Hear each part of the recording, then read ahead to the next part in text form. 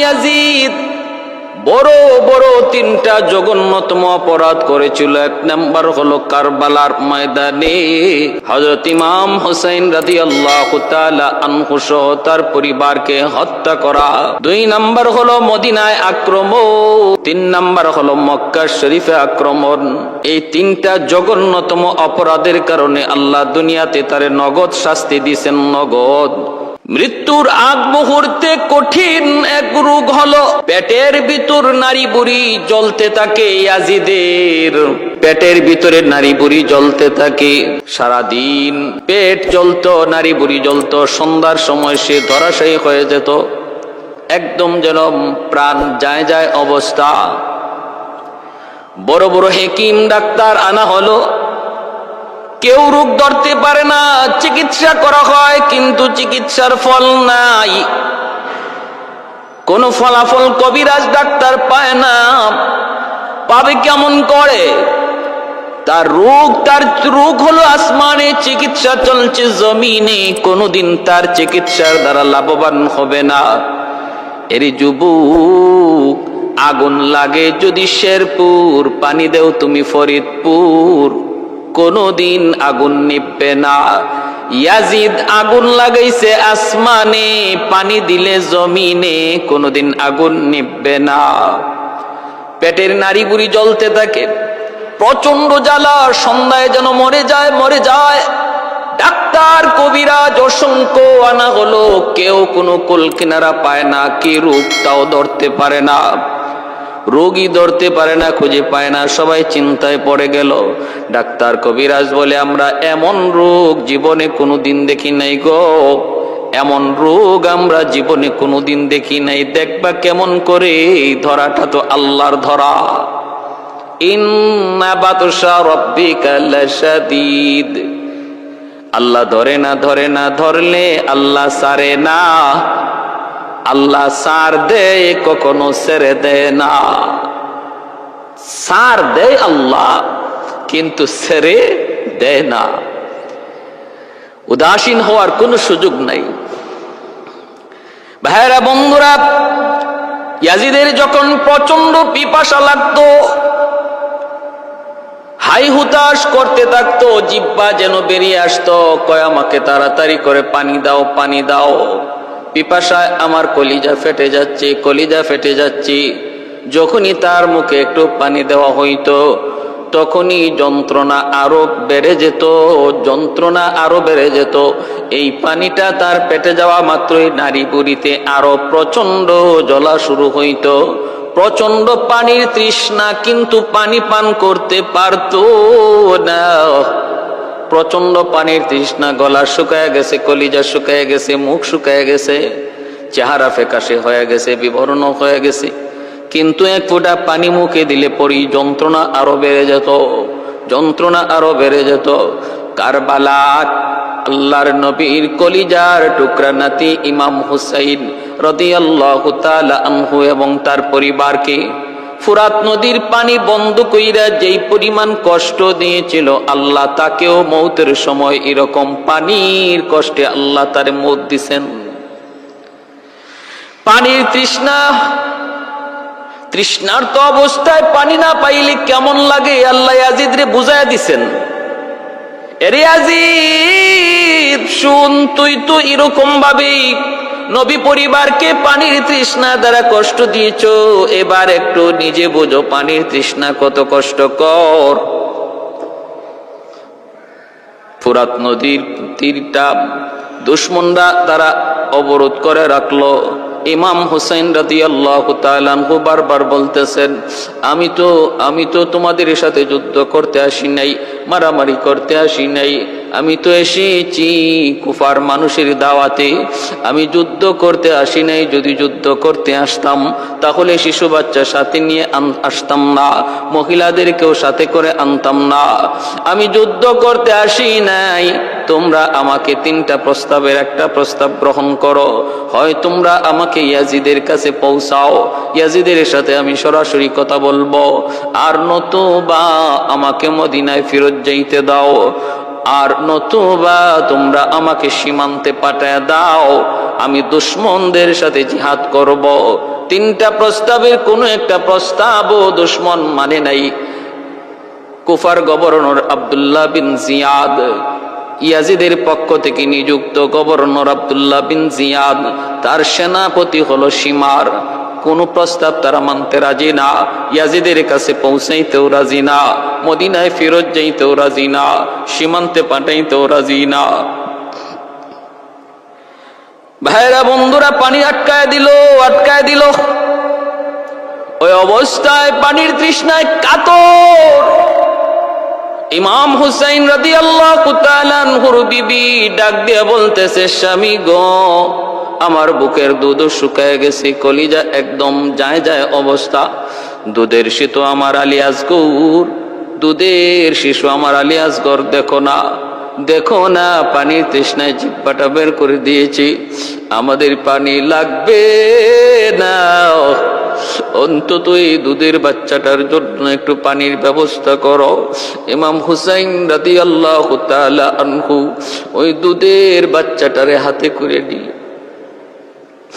দুই হাতের মধ্যে তুইলা দুশমনের দিকে লক্ষ্য করে বললেন, এরে দুশমনের দল, তোমাদের সাথে আমার দুশমনি থাকতে পারে, কিন্তু এই মাসুম নিষ্পাপ বাচ্চাটার সাথে কোনো দুশমনি তোমাদের নাই। আমার আলী আসগর পানির তৃষ্ণায় ছটফট করতেছে, মায়ের কোলে অশান্তি করে, কখন জানি জান যায়। আমার মাসুম বাচ্চাটা আলী আসগরের দিকে তাকায়, একটু পানির ব্যবস্থা করো, আমাকে একটু সুযোগ দাও, আমি ফুরাত নদীতে যাই আমার বাচ্চাটার একটু পানি পান করাই। তোমরা তাকায় দেখো, এই দুধের বাচ্চাটা আমার নবীর পরিবারের, নবীর রক্ত এই দুধের বাচ্চাটার রক্তে রয়েছে রে, একটু সুযোগ দাও। কিন্তু দুশমন তাও সুযোগ দিল না, একটা তীর মারল, ওই তীরটাই সেই ইমাম হুসাইন রাদিয়াল্লাহু তাআলা আনহুর দুধের বাচ্চা আলী আসগরের বুক দিয়া ঢুকলো, পিঠ দিয়া ছিদ্র হয়ে বের হয়ে গেল। মুহূর্তের ভিতরে বাবার কোলে সন্তানের মৃত্যু।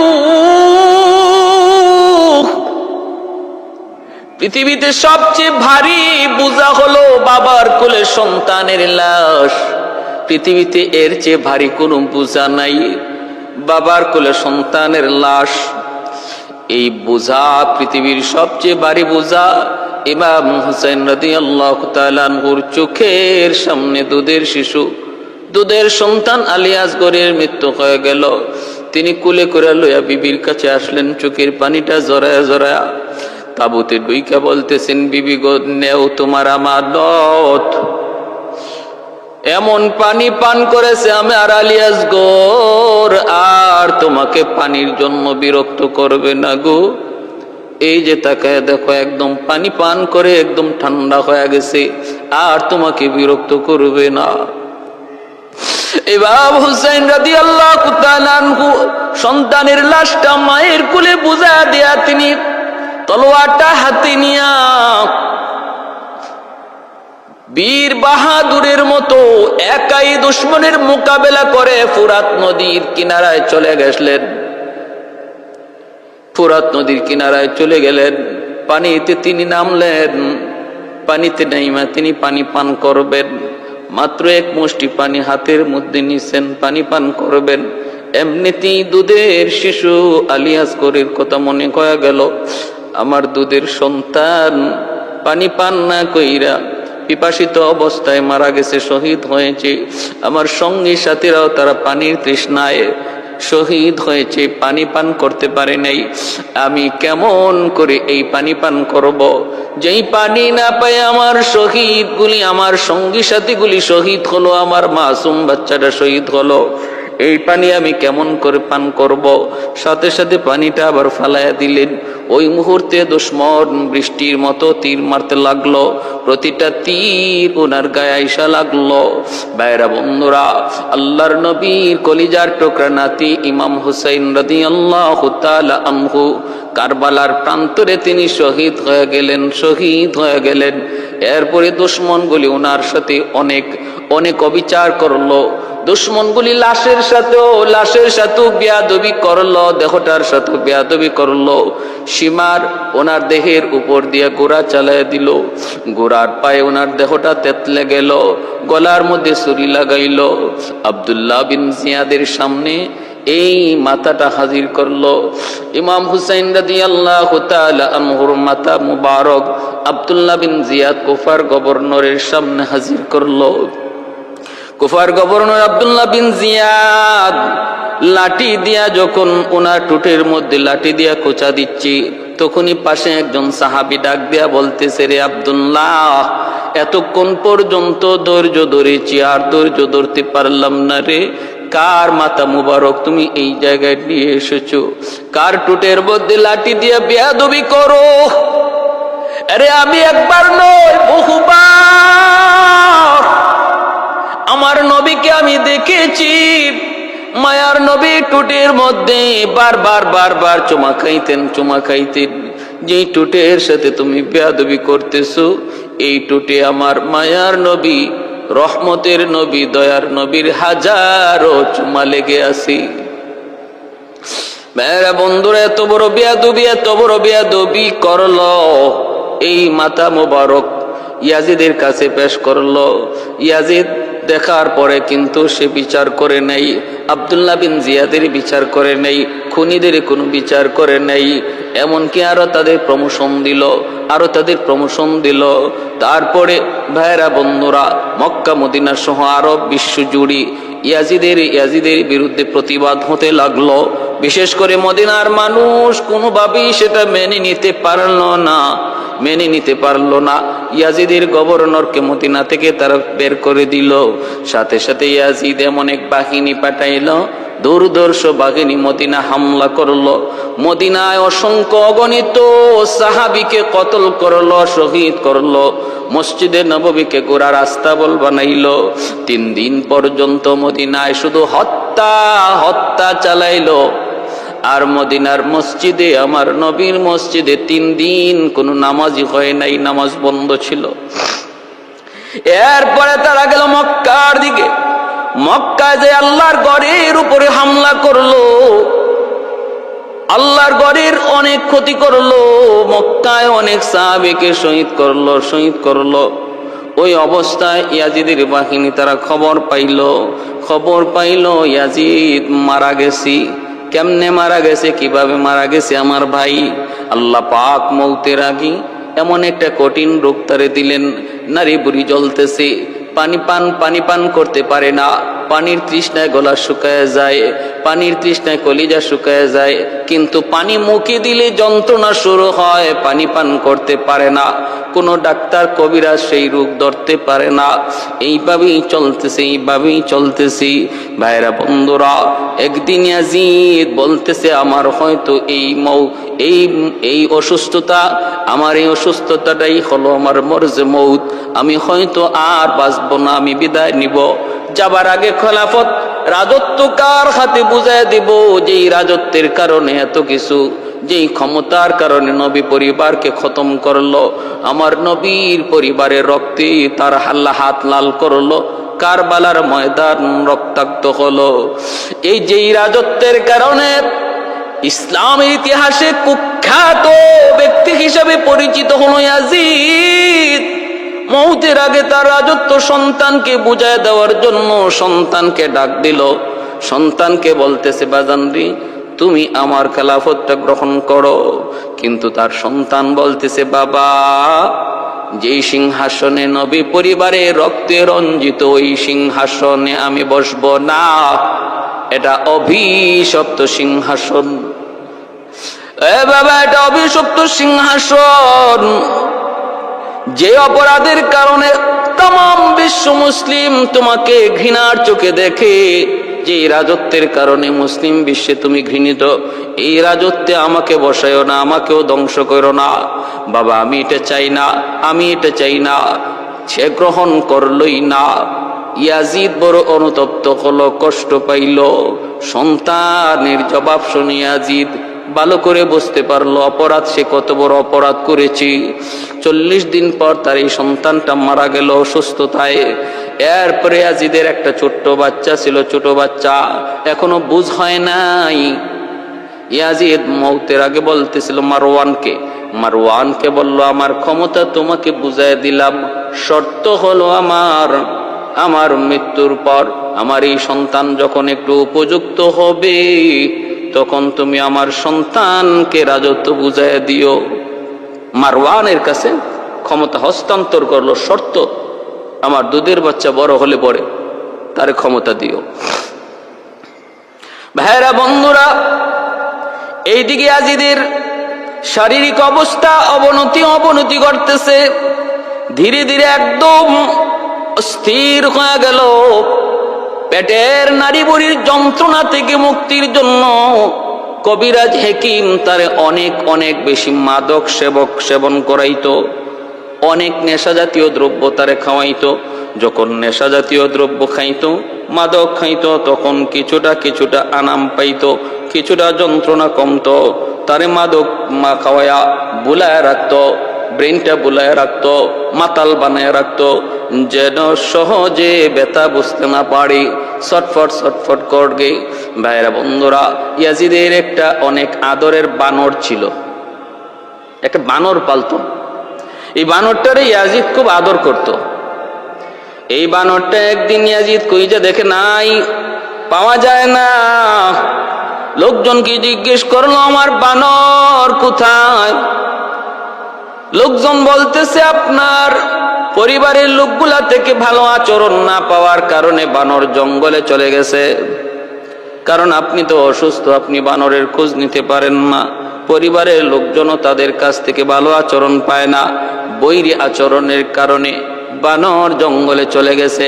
ইয়াজিদ ওই বানরের এতটাই ভক্ত ছিল যে যেমন এমনই মানুষ, এমন বস্তুর সাথেই মহব্বত জন্মায়, এমন বস্তুর সাথে মহব্বত গড়ে তুলে। বানরের মতো মানুষ, শিয়াল কুকুরের মতো মানুষ কুকুরকে ভালোবাসবে, বানরকে ভালোবাসবে।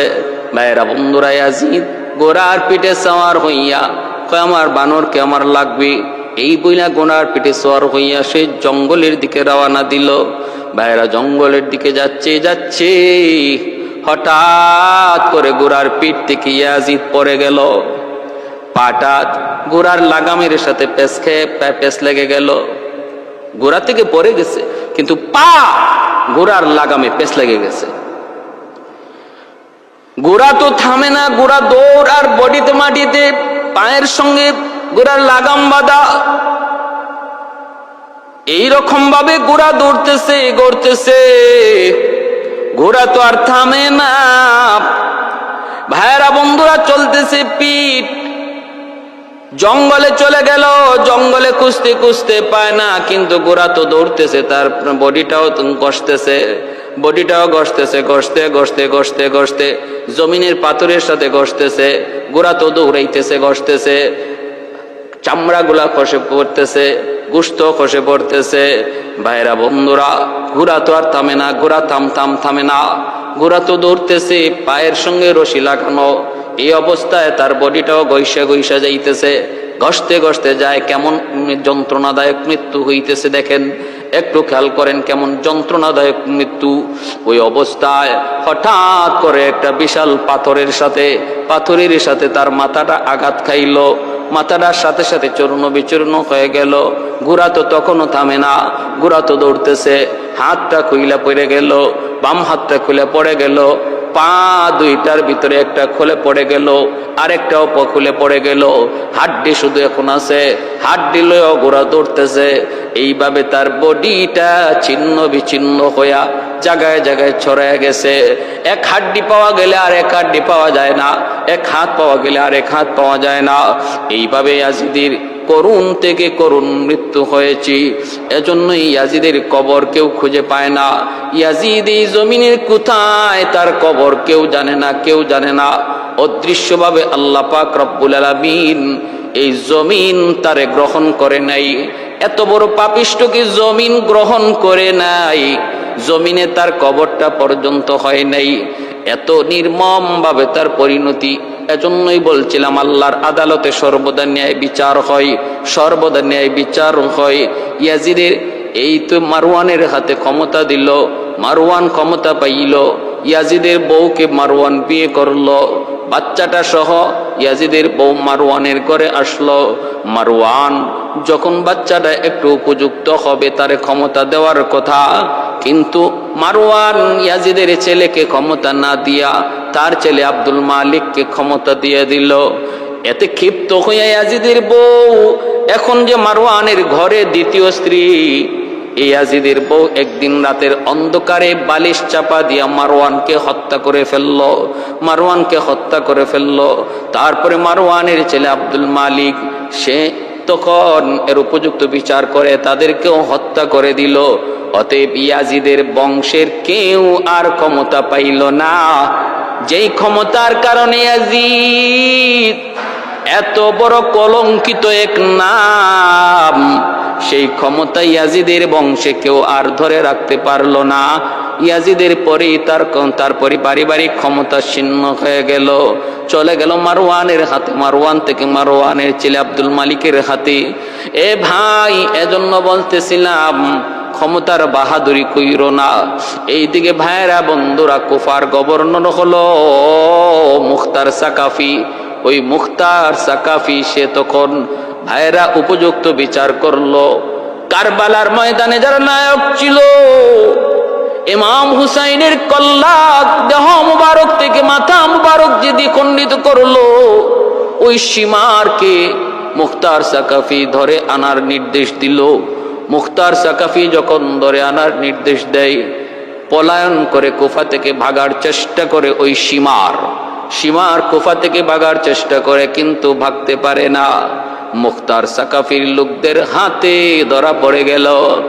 তাড়াতাড়ি ধরলো, দইরা মুখতার সাকাফির সামনে হাজির করলো। সীমারের দেহ থেকে মাথা দ্বিখণ্ডিত করলো। এরপরে তার দেহটারে টুকরা টুকরা কইরা কুকুরের খাবার বানাইলো, কুকুরের খাবার। যেই সীমার আমার নবীর কলিজার টুকরার নাতি ইমাম হুসাইন রাদিয়াল্লাহু তাআলা আনহুর দেহ দ্বিখণ্ডিত, মাথাটা দ্বিখণ্ডিত করেছিল, ওই সীমারের মাথা দ্বিখণ্ডিত কইরা তার দেহটারে কুকুর দিয়া খাওয়াইল। এটা হলো দুনিয়ার নগদ শাস্তি, নগদ শাস্তি, নগদ শাস্তি। ওবায়দুল্লাহ বিন জিয়াদরেও মুখতার সাকাফি গ্রেপ্তার করলো এবং তার দেহটাকেও, দেহ থেকেও মাথাকে দ্বিখণ্ডিত করলো। ওই মাথা নিয়ে মুখতার সাকাফি কুফার মানুষকে বলেছিল, রে কুফার মানুষ, একটু খেয়াল করে দেখো, এই দুশ্মন আমার নবীর কলিজার টুকরা নাতি ইমাম হুসাইনের মাথা মোবারক এই কুফার রাজ দরবারে এনেছিল আর তার দেহের সাথে বেয়াদবি করেছিল। আজকে কুফার মানুষ দেখো, এই বেয়াদবের মাথা আজকে কুফার রাজ দরবারে আনা হয়েছে। ভাইরা বন্ধুরা, জন্য বলতেছিলাম ভালো করে জেনে নাও, মান আদালি ওয়ালিয়ান ফাকাদ আযানতুহু বিল হারব।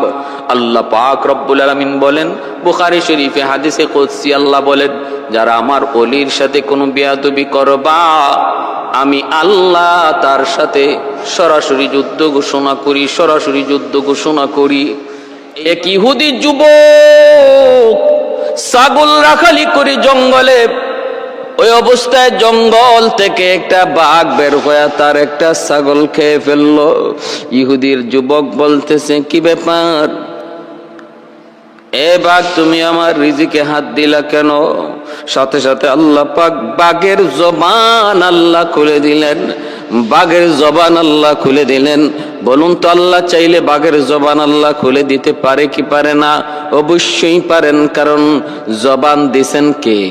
আল্লাহ। যে আল্লাহ জবান দিছেন, যে আল্লাহ মানুষকে জবান দিছেন, এই আল্লাহ চাইলে জানোয়ারকেও দিতে পারেন। যে আল্লাহ জবান দিছেন, ওই আল্লাহ চাইলে মানুষের জবান আল্লাহ কেড়েও নিতে পারেন। আর রহমান আল্লামাল কুরআন খালাকাল ইনসানা আল্লামাহুল বায়ান।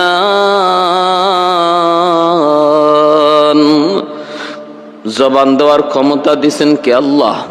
এই জবানের ক্ষমতা, জবান কথা বলার শক্তি দিলেন আল্লাহ।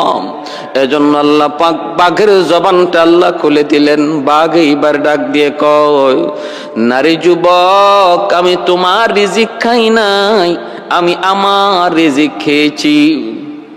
কারণ যদি এটা আমার রিজিক না থাকতো, আমার পেটে আসতো না, আমি খাইতেও পারতাম না। এই কথা বলা মাত্রই যুবক বলতেছে, কি আশ্চর্যের ব্যাপার, বাঘেও দেখি মানুষের মতো কথা কয়, এটা কেমন আশ্চর্যের ব্যাপার, কেমন আশ্চর্যের ব্যাপার। বলা মাত্র বাঘ আবার ডাক দিয়ে কয়, যুবক, বাঘে কথা বলা আশ্চর্যের বিষয় নয়। আশ্চর্যের বিষয় হলো মদিনার নবী, রহমতের নবী, দয়ার নবী, তিনি মসজিদের নববীতে সাহাবায়ে কেরামদেরকে নিয়ে দ্বীনের তালিম দেন। দয়ার নবী, মায়ার নবী, মানুষকে মানুষ বানান। মার গর্ভ থেকে দুনিয়ায় আসলে পরেই মানুষ হওয়া যায় না, মানুষ হতে হয়। সন্তান জন্ম দিলেই মানুষ বানানো যায় না, তারে মানুষ বানাইতে হয়।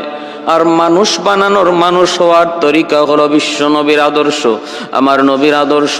আমার নবীর আদর্শ একমাত্র মানুষকে মানুষ বানাইতে পারি, নতুবা নামে মানুষ হয়, কাজে কর্মে জানোয়ার হায়ওয়ানে পরিণত হয়ে যায়। আজকে অমুসলিমগুলির মধ্যে নামে মানুষ রয়েছে, খ্রিস্টান ইহুদিরা নামে মানুষ, কিন্তু প্রকারে ওরা হায়ওয়ানের চেয়েও খারাপ। একটা হায়ওয়ান যা করে